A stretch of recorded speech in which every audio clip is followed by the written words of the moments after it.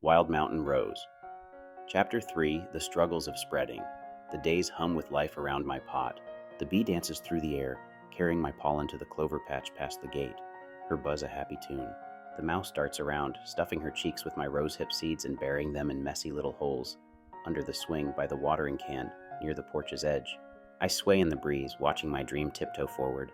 The valley still gleams far off, its wild flowers waving like a tease.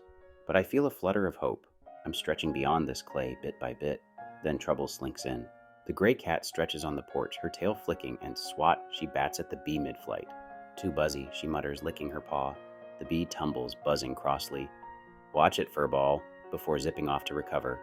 I rustle my leaves. Leave her alone. She's helping me. The cat yawns, curling up on the step. Helping's loud, she says, closing her eyes. Before I can argue, a bark shakes the yard. The dog bounds over, big, floppy, and wild, sniffing and digging at the mouse's seed stash. Dirt flies, seeds scatter, and the mouse squeaks. My holes, my beautiful holes. She shakes her tiny paws as the dog romps away, tail wagging like he's won a prize. One seed tumbles into a crack near the gate, out of sight, unnoticed. I droop, my thorns prickling. My helpers are tripping over each other, and my seeds are flung to who knows where. The valley feels like a taunt now.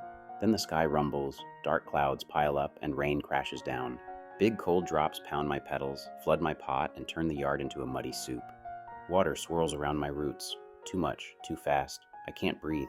The porch creaks. The bee hides under a leaf, and the mouse scurries into a crack. Not fair. I gasp, my leaves shaking as the storm roars on. The cat hisses and dashes inside. The dog barks at the thunder, and I'm left alone, battered and sopping.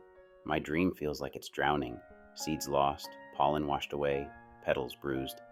Is this what it means to grow wild? Falling apart in the rain. Through the downpour, I hear a splash.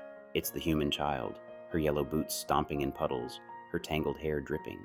She giggles, then stops near my pot, tilting her head. Poor Rose, she says, brushing a wet petal with her finger. She runs inside, then returns with a little pair of scissors. Snip, and cuts a small stem from my side, thorns and all. It stings, sharp and quick, and I wince. Hey! She doesn't hear me. She dips my cut stem into a jar of sticky goo, something the humans use to help plants grow roots, then tucks it into a tiny pot of soil from the porch shelf. There, she says, setting it beside me. You'll be safe now. Safe? I don't want safe. I want wild. But before I can rustle a protest, the rain picks up, a gust ripping another petal loose.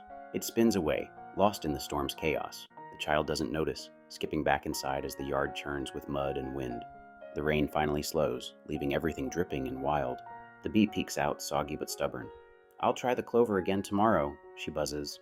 The mouse creeps back, sniffing the mess. Some seeds are still good, she says, digging a new hole near the steps. The cat pokes her head out, grumbling. Still wet, but stays put. The dog flops down, muddy and grinning.